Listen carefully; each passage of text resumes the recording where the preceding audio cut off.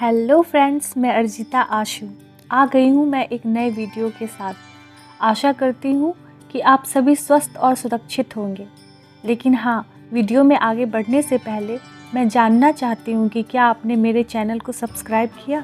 नहीं ना? अगर नहीं किया तो कृपया जाकर अभी सब्सक्राइब कीजिए, लाइक कीजिए और जितना हो सके अपने दोस्तों में शेयर कीजिए। क्या आपको पता है, एक ऐसा मंदिर जहाँ विज्ञान के सारे नियम फेल हो जाते हैं। एक ऐसा मंदिर जिसके इमारत पर कभी कोई पक्षी बैठने की और ना ही उसके ऊपर उड़ने की हिम्मत की हो। एक ऐसा मंदिर जिसका कभी छाया नहीं बनता है। एक ऐसा मंदिर जहां मंदिर परिसर में समुद्र की लहरों की आवाज़ सुनाई नहीं देती है, लेकिन एक कदम के फासले पर जोर जोर से लहरों की आवाज़ सुनाई देने लगती है। एक ऐसा मंदिर जिसके शीर्ष पर लगी ध्वज हवा के विपरीत दिशा में फहराती है। एक ऐसा मंदिर जिसके किचन में भोजन कभी समाप्त नहीं होता, चाहे लाखों लोग क्यों न खाना खा ले, लेकिन मंदिर का गेट बंद होते ही सारा भोजन अचानक समाप्त हो जाता है।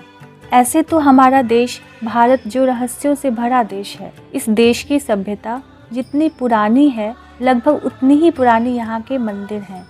हजारों सालों से अपनी जगह पर खड़े मंदिर कई राज अपने अंदर छुपाए बैठे हैं। भारत में मौजूद कोई भी मंदिर ऐसा नहीं है जिससे जुड़ा कोई रहस्य वैज्ञानिकों या फिर आम आदमियों की चर्चा का विषय ना हो।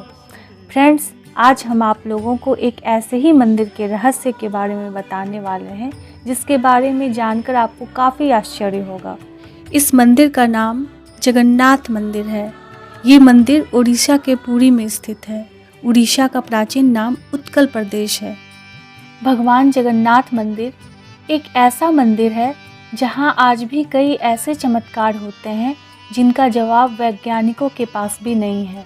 पुराणों के अनुसार जगन्नाथ मंदिर को धरती का बैकुंठ माना गया है, क्योंकि भगवान श्री कृष्ण आज भी यहाँ मौजूद माने जाते हैं। पुराने समय से ही यहाँ के सबर जनजाति के आराध्य देव कृष्ण को माना जाता है और ऐसा कहा जाता है किसी वजह से यहाँ भगवान विष्णु का रूप अन्य मंदिरों की अपेक्षा थोड़ा अलग नजर आता है। 800 वर्ष पुरानी मंदिर भगवान विष्णु के अवतार श्री कृष्ण को समर्पित है। मान्यता के अनुसार हिंदू धर्म में 4 धाम द्वारिका, बद्रीनाथ, रामेश्वरम और पुरी है।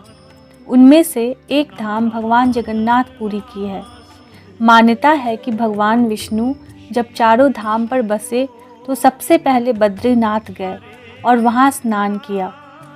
इसके बाद वे गुजरात के द्वारिका गए और वहाँ कपड़े बदले। द्वारिका के बाद उड़ीसा के पुरी में उन्होंने भोजन किया और अंत में तमिलनाडु के रामेश्वरम में विश्राम किया। इस मंदिर में भगवान जगन्नाथ के बड़े भाई बलराम, बलभद्र और बहन सुभद्रा की काठ की मूर्तियाँ हैं। लकड़ी की मूर्तियों वाला यह देश का अनोखा मंदिर है। इस मंदिर की तमाम ऐसी विशेषताएं हैं, साथ ही मंदिर से जुड़ी ऐसी कई कहानियां हैं जो सदियों से रहस्य बनी हुई हैं। मंदिर से जुड़ी एक मान्यता है कि जब भगवान श्री कृष्ण ने अपने देह का त्याग किया और उनका अंतिम संस्कार किया गया, तो शरीर के हिस्से को छोड़कर उनकी पूरी देह पंचतत्व में विलीन हो गई। मान्यता यह भी है कि भगवान श्री कृष्ण का हृदय एक जिंदा इंसान की तरह धड़कता रहा। कहते हैं कि वह दिल आज भी सुरक्षित है और भगवान जगन्नाथ की लकड़ी के मूर्ति के अंदर है। इस मंदिर की 3 मूर्तियां हर 12 साल में बदली जाती हैं। पुरानी मूर्तियों की जगह नई मूर्तियां स्थापित की जाती हैं। मूर्ति बदलने की इस प्रक्रिया से जुड़ी भी एक रोचक कहानी है। जिस वक्त मूर्तियां बदली जाती हैं तो पूरे शहर में बिजली काट दी जाती है। मंदिर के आसपास पूरी तरह अंधेरा कर दिया जाता है। मंदिर के बाहर सीआरपीएफ की सुरक्षा तैनात कर दी जाती है। मंदिर में किसी की भी एंट्री पर पाबंदी होती है। सिर्फ उसी पुजारी को मंदिर के अंदर जाने की इजाज़त होती है जिन्हें मूर्तियां बदलनी होती है।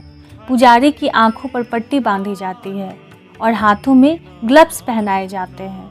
इसके बाद मूर्तियां बदलने की प्रक्रिया शुरू होती है। पुरानी मूर्तियों की जगह नई मूर्तियां लगा दी जाती हैं, लेकिन एक ऐसी चीज़ है जो कभी नहीं बदली जाती। यह है ब्रह्म पदार्थ। ब्रह्म पदार्थ को पुरानी मूर्तियों से निकालकर नई मूर्तियों में लगा दी जाती है। यह ब्रह्म पदार्थ क्या है, इसके बारे में आज तक कोई जानकारी किसी के पास नहीं है। बस कुछ कहानियाँ हैं जो मूर्ति बदलने वाले पुजारियों से सुनने को मिले हैं। यह ब्रह्म पदार्थ हर 12 साल में पुरानी मूर्ति से नई मूर्ति में बदल दिया जाता है, लेकिन मूर्ति बदलने वाले पुजारी को भी नहीं पता होता कि वह क्या है। मान्यता यह भी है, ब्रह्म पदार्थ को अगर किसी ने देख लिया तो उसकी मौत हो जाएगी। कहा यह भी जाता है कि अगर इस पदार्थ को किसी ने देख लिया तो सामने वाले के शरीर के चित्रे उड़ जाएंगे। मूर्ति बदलने वाले कुछ पुजारियों ने बताया कि जब वह हाथों में ब्रह्म पदार्थ को लेते हैं तो उस वक्त ऐसा लगता है कि हाथों में कुछ उछल रहा है, जैसे खरगोश उछल रहा हो या कोई ऐसी चीज़ जिसमें जान हो। जगन्नाथपुरी मंदिर समुद्र के किनारे पर है। मंदिर में एक सिंह द्वार है। यहाँ जब तक आप सिंह द्वार में कदम अंदर नहीं रखते तब तक समंदर की लहरों की आवाज़ सुनाई देती है, लेकिन जैसे ही आप सिंह द्वार के अंदर कदम रखेंगे लहरों की आवाज़ गुम हो जाती है। इसी तरह सिंह द्वार से निकलते वक्त वापसी में जैसे ही पहला कदम आप बाहर निकालेंगे समंदर की लहरों की आवाज़ फिर आने लगती है। और इससे जुड़ी एक और रहस्य है कि जब आप सिंह द्वार में कदम रखेंगे तो पहले आसपास जलाई जाने वाली चिताओं की भी गंध आती है, लेकिन जैसे ही कदम सिंह द्वार के अंदर जाता है गंध भी खत्म हो जाती है। आमतौर पर मंदिर, मस्जिद या किसी बड़ी इमारत पर पक्षियों को बैठे हुए देखा जाता है, लेकिन जगन्नाथ मंदिर पर कभी किसी पक्षी को उड़ते हुए नहीं देखा गया। कोई पक्षी मंदिर परिसर में बैठे हुए दिखाई नहीं दिया। यही वजह है कि मंदिर के ऊपर से हवाई जहाज, हेलीकॉप्टर के उड़ने पर भी मनाही है। यह मंदिर करीब 4 लाख वर्ग फीट एरिया में है।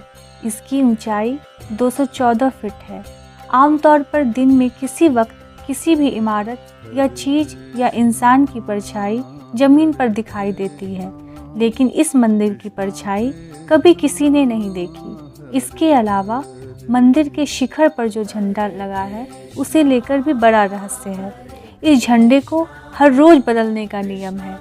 मान्यता है कि अगर किसी दिन झंडे को नहीं बदला गया तो शायद मंदिर अगले 18 सालों के लिए बंद हो जाएगा।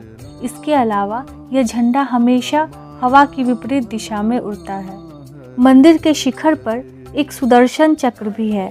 कहा जाता है कि पुरी के किसी भी कोने से अगर इस सुदर्शन चक्र को देखा जाए तो उसका मुंह आपकी तरफ ही नजर आता है। जगन्नाथ मंदिर में दुनिया की सबसे बड़ी रसोई है। इस रसोई में 500 रसोइये और 300 उनके सहयोगी काम करते हैं। इस रसोई से जुड़ा एक रहस्य यह भी है कि यहाँ चाहे लाखों भक्त आ जाएं, कभी प्रसाद कम नहीं पड़ा। लेकिन जैसे ही मंदिर का गेट बंद होने का वक्त आता है, प्रसाद अपने आप खत्म हो जाता है। यानी यहाँ प्रसाद कभी व्यर्थ नहीं होता। इसके अलावा मंदिर में जो प्रसाद बनता है वह लकड़ी के चूल्हे पर बनाया जाता है।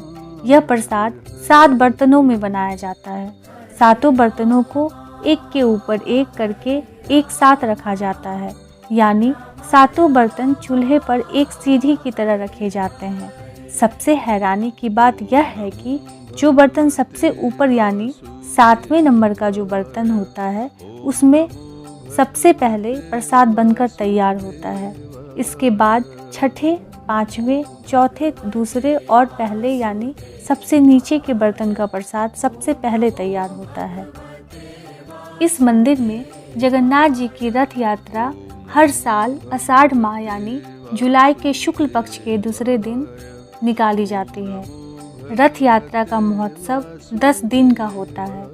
इस रथ यात्रा को खींचने में भक्तों की होड़ लगी रहती है, क्योंकि ये मान्यता है कि जो इस रथ यात्रा को खींचते हैं उसके सारे पाप धुल जाते हैं।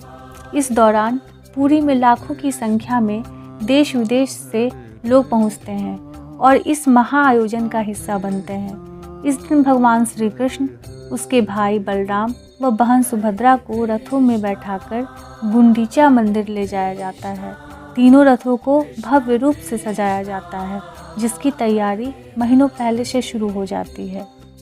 फ्रेंड्स, ये वीडियो आपको कैसी लगी मुझे कमेंट करके ज़रूर बताएं। फिर मिलते हैं नेक्स्ट वीडियो में, तब तक के लिए धन्यवाद।